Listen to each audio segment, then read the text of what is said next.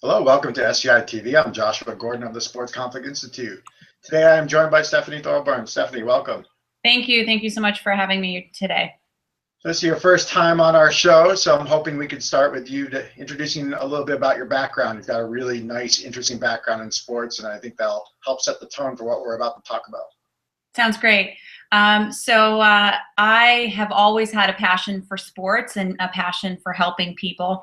I got my undergrad degree in psychology, my master's in sports psychology. I've always been an avid athlete, played soccer, swam, and had an injury while I was in college and no longer could play soccer, but wanted to stay connected. And so I found different ways of being connected to athletics. I interned with the football department. I helped with football recruiting. And it was actually my mother that told me there's a way to blend your love and passion for athletics and psychology. And that's how I ended up pursuing my master's in sports psychology. And after getting my master's, I was fortunate to get an internship with the New York Yankees. And that really helped pave the way into my professional career. I interned with them and started to learn kind of the nuances of professional sports, and that helped to build my resume. And from that, I landed my first full-time opportunity at the NFL, where I worked in the player development department, which is now player enhancement. And it was a fantastic experience. I was working with the rookies, helping them with the transition into professional sports.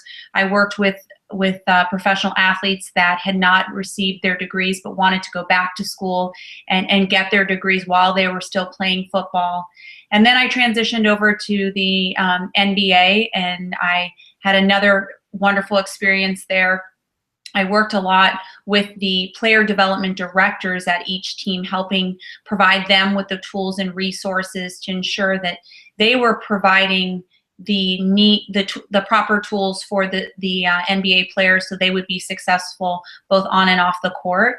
After my time there, I ended up going to the NCAA in Indianapolis and working in leadership development. And it was a great opportunity to work at the collegiate level, learning about the nuances of the college life and try to impact individuals before they go to the pros and provide them with the necessary tools before they hit the real world, because 99% of collegiate student athletes go pro in something other than sports. So I've had a kind of whirlwind of opportunities and experiences, and they've led me to where I am today, where I'm the Associate Athletic Director at Hunter College, which is a Division III institution in New York City. It's been a wonderful experience. It's very, very different than the other experiences I've had. Great opportunity to learn and grow, and I'm challenged daily, whether it's a budget challenge or a logistic challenge, or a student athlete that's from California and trying to figure out how to get back home. It definitely keeps me on my toes.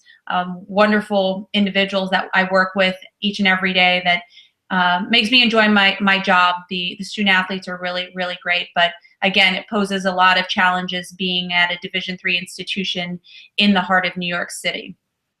So that's a quick, brief background of who I am professionally. Yeah, that's a great background to bring into really just about any conversation. And the one today is one that you and I had started to chat on the other day, and I thought this would be a great one for us to do in a more public forum. And one of the things that you brought up the other day was how much of the collegiate athlete scene isn't the big D1 programs that everyone thinks about, but are the smaller colleges, the D2, D3, and the like, and that there's a real challenge that comes with some of the coaching model that comes with that. So hoping you might launch into that conversation, and we'll see where that goes. Absolutely. You know, I went to Division I institution, and so my background before being at Hunter College really was that Division I mentality, Florida State, a large staff, a large coaching staff, administrative staff. And so now being at a Division III institution, where it's a public institution, where it's affordable tuition, we are funded through the state. Our budget is on the smaller side, and one of the challenges we face, as you mentioned, is not having full-time staff members as well as full-time coaches. And that poses a lot of challenges because we have high demands of our coaches, high demands of our staff, and high demands of our student athletes. We expect them to contribute 365 days a year. And to have the same expectations of a full-time coach, a full-time staff member can be challenging because they're not there. They could be an accountant working 50 hours a week.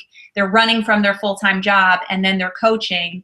And we expect them to be able to coach and give the same contribution that a coach who is coaching 40 hours solely a week can. And it poses a lot of problems.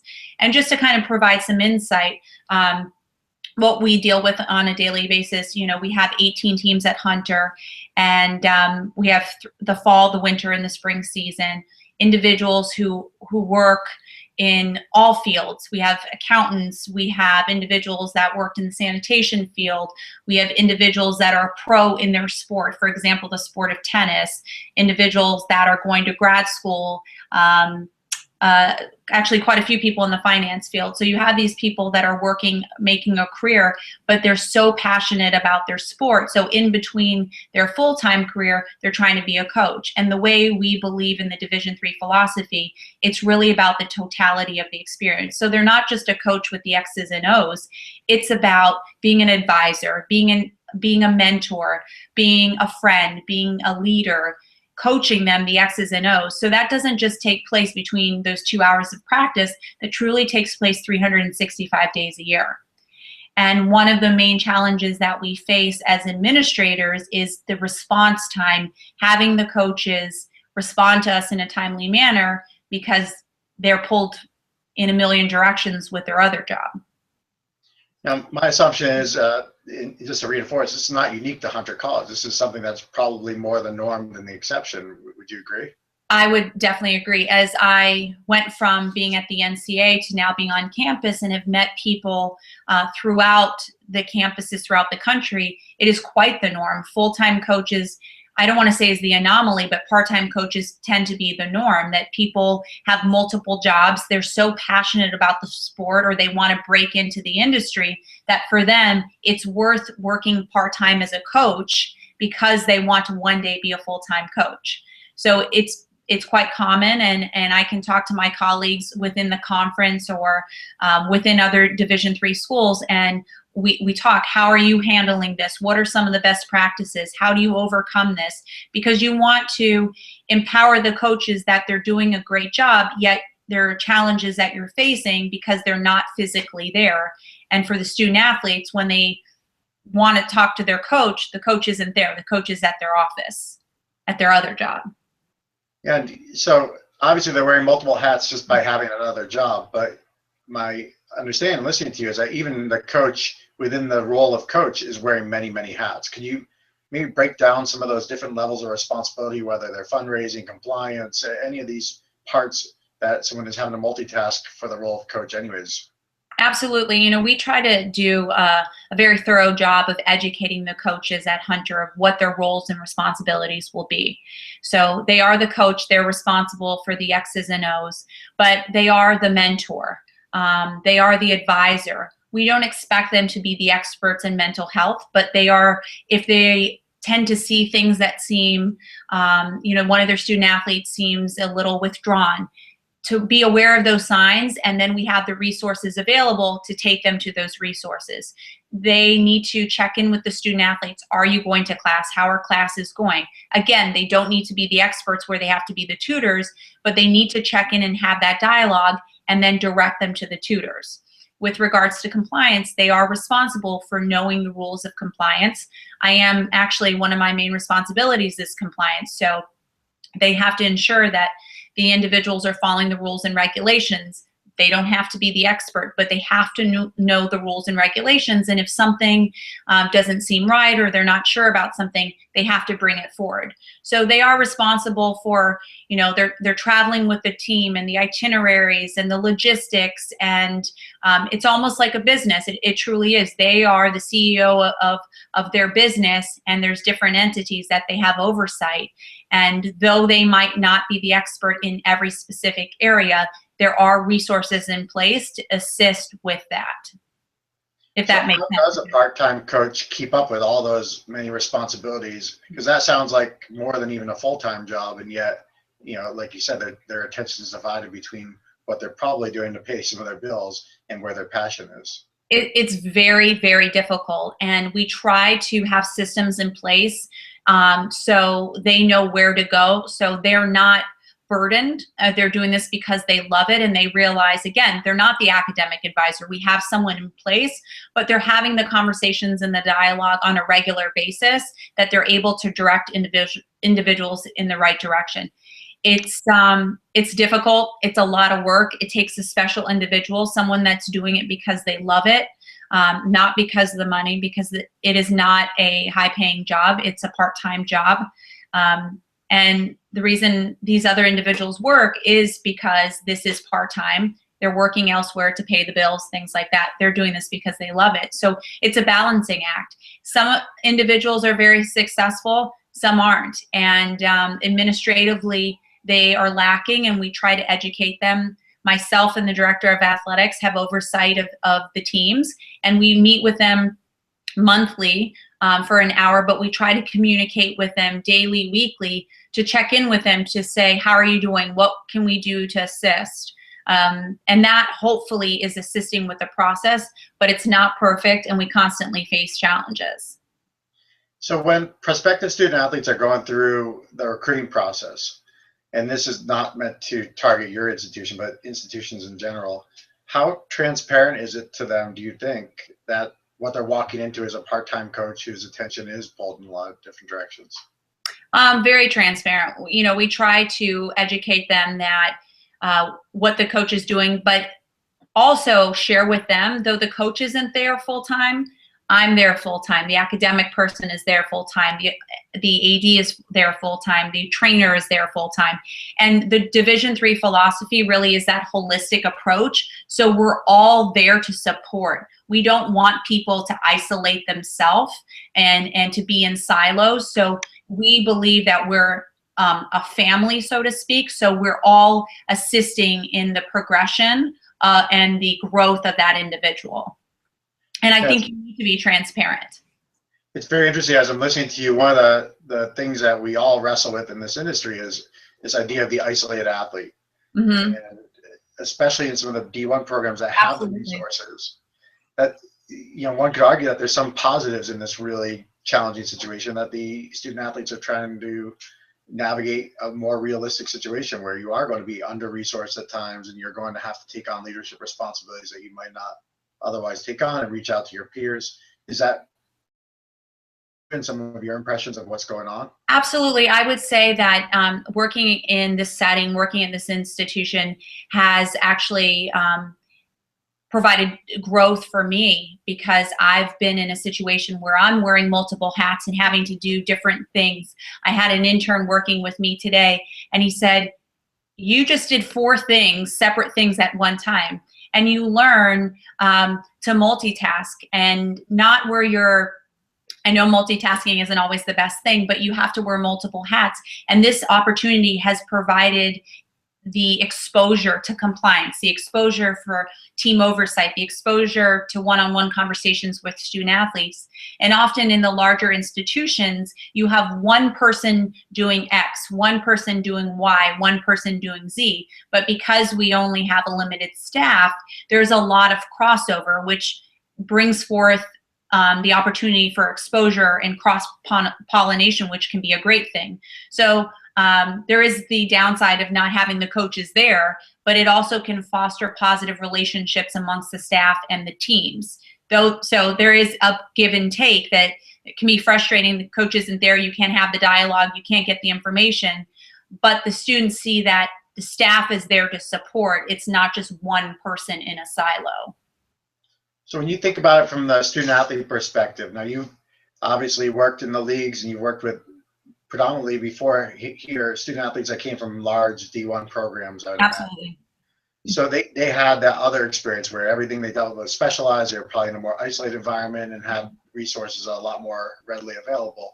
How would you compare and contrast from an athlete development perspective, some of the folks you'd seen go through the larger programs to what you're providing with some of this challenged environment of part-time coaches at D3 level?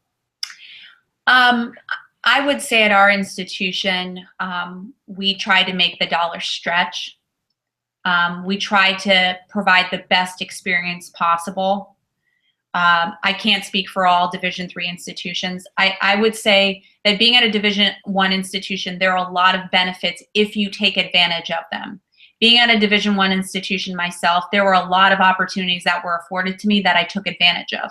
A lot of individuals are afforded a lot of opportunities, but they don't take advantage of them. I think at a Division III institution, you're probably made more aware of those opportunities, and therefore you take advantage of them. And it could be because often at a Division III institution, your end goal is not going professional in that sport. The students that I'm dealing with are going to be doctors and lawyers and nurses, and not that they're not at the Division I level, but many individuals at the Division I level have the athletic ability to go pro. So they're not necessarily looking at all of the opportunities. Some do. There's many individuals at the Division I level that have gone on to be Rhodes Scholars and do phenomenal things. But I think at the Division III level, since the philosophy is about the holistic approach and engaging in the campus and taking advantage of everything that's offered, I think it's just a different experience. Great. And as you're reflecting on this, are there things that you'd like to see done differently or change? What are your thoughts on that?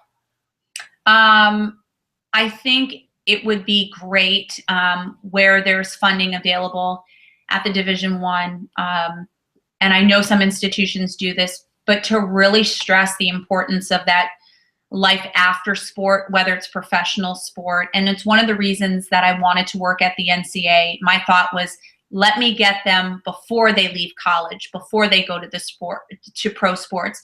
So they're provided with the tools and resources of how to navigate life as a pro athlete or after being a pro athlete. Because unfortunately, a lot of people go into the real world, whether it's pro sports or to get a job, and they're ill-equipped. They don't know how to write a resume. They've never interviewed before. They don't know to send a thank you letter after an interview, a thank you email, proper attire. They haven't set goals with regards of what they want to do with their life. And so I think it's what I would like to see is more of that being penetrated throughout institutions. So we set our student athletes and our students up for success because they're truly our future. Yeah, it's interesting in listening to that. One of the Olympic athletes that we've worked with, when he was in college, he was really worrying about his future beyond sport. And then even when he became pro, so he had about an 8-year stint as a professional athlete. And every time along the way, his coaches, when he would raise these issues, and these things were really stressful for him, when he'd raise the issues, they would say to him, well, if you're thinking about your future, you're preparing to fail now. That's interesting. And you know, the more we explored that, we found that that was a message coming from at least a good percentage of coaches. Any thoughts on how to overcome some of that idea that if you're not fully immersed in your sport, if you're trying to think about your future, that somehow you're undermining your own success in the moment? I think that really goes down to your value system, your core values, and not letting people shift what your core values are. If your core values are success, determination, family, whatever they may be, it's going to look different for everybody, and not allowing someone to shift that. So if you are finding success in athletics right now, but you also understand that athletics isn't going to last forever, it's okay to be successful in what you're doing right now, but have a plan B. That doesn't mean you're not committed. And I think it's educating people that you can be successful now and still prepare for tomorrow. It doesn't mean you're failing. It's just, people say save for a rainy day because you never know. It's kind of the same principle. I think we have to plan and prepare for the future. But I think what people sometimes do is they focus too far. It's almost like they focus on the end goal and they forget the journey along the way. So I think it's really important to have your goals in mind, but also make sure that whatever you're doing wholeheartedly and doing your best. So if right now you are playing basketball and there isn't the potential to play in the NBA, but you are a great athlete, you're doing really well, but you want to go to med school, you can do both things. You can be dedicated in the season, off season with workouts, but you also can be dedicated by doing internships. And part of that is not only having belief in self and core values, but being surrounded by people that have similar values and a coach that has a similar philosophy. And that's something that I talk to our student athletes about, is to find out, what are your core values? And a lot of people have never actually asked themselves, what are my core values? What are your teammates' core values? What are your coach's core values? And not that you can change them, but to actually acknowledge what your core values are and to acknowledge what your teammates are, to have an appreciation. And when you're going through the recruiting process, have those conversations with the coaches, because you want to know if your philosophies are in line. Because as you get older in life and you get more established in your career, as you start to look at places of employment, it's as important when they're interviewing you that you're interviewing them. Is it going to be a fit? And these are all lessons that we need to start to share with our young generation today, because it's going to continue to affect them as they progress in their lives. This concept of fit that you're talking about is such a nice one, because even this decision between whether you should be a D3 athlete or a D2 athlete or a D1 athlete or an athlete at all really does come down to fit and what your goals are and your values are, and not just going for the highest level possible of what you want, because you can have an amazing athletic experience in the D3 system as well. Absolutely. And then to your point from before as well, it strikes me that if, for a coach just to tell an athlete to not worry about their future might actually be a performance detriment, because you're really telling someone not to stress out about something that they are stressing out about. And to your vantage point, what have you seen some of the coaches doing in a really meaningful way that can help integrate some of those transitional activities into the very core of what they do as coaches? We really stress to our coaches this idea of balance. Athletics and academics are equally important, as well as getting involved in the community. So I have never faced at Hunter a student athlete ever commenting that a coach is telling them that their academics aren't important. So that's not a challenge I've ever faced, but it doesn't mean it's never happened or it won't happen. But I think that if a coach were to say that to a student, it's not part of our philosophy, which means they're not buying into our value system. And so maybe they're not a fit, because our value system, and we actually clearly state what the value system of the college or the athletic program is. So if they're not buying into our value system, well, then they're not a fit, because they are a representative of not only the athletic program, but the college. So if their value system is so far off that they're steering the kids in the wrong way, that's not what we want. We want our student athletes to have a fantastic athletic experience, as well as a fantastic athletic and social experience. So if a student athlete came to me and said, this is what I'm facing, I'd actually have a conversation. The AD, the coach, and I would have a dialogue, bring the coach in, because sometimes what a person hears and what a person says are two different things. So we would address it. And if indeed that happened, then we'd have to address that matter. Great. Well, these have been some fantastic insights. Any final thoughts as we wrap our conversation for today? And keeping in mind that we would absolutely love to have you back on the show for more of these kinds of conversations as well. I just think that one thing that we have to always remember is, college athletics is such a fantastic opportunity, should you be a part of it, and whether it's a coach, a student athlete, but we need to not take advantage of it and try to do our best to provide a positive experience for those involved. And positive experience could be the person that's in the lunchroom to the academic advisor to the coach. Each and every one of us can make a positive impact, and we need to remember that, because there are challenging times. And we also need to remember it's not a cookie cutter. situation, whether it's Division 1, 2, or 3. Within those divisions, public or private, it's really unique. It's not the standard template, and I think we have to find creative ways to be as successful as possible and learn from our peers, learn from our student athletes, listen and try to improve each and every day to ensure that we're having a positive environment and a positive experience for everybody. Well, fantastic. Thank you, Stephanie, for the wonderful conversation and all that you do in the realm of college athletics, but also all that you've done in the realm of professional athletics as well. All right. Well, thank you. All right. We'll talk soon. Okay.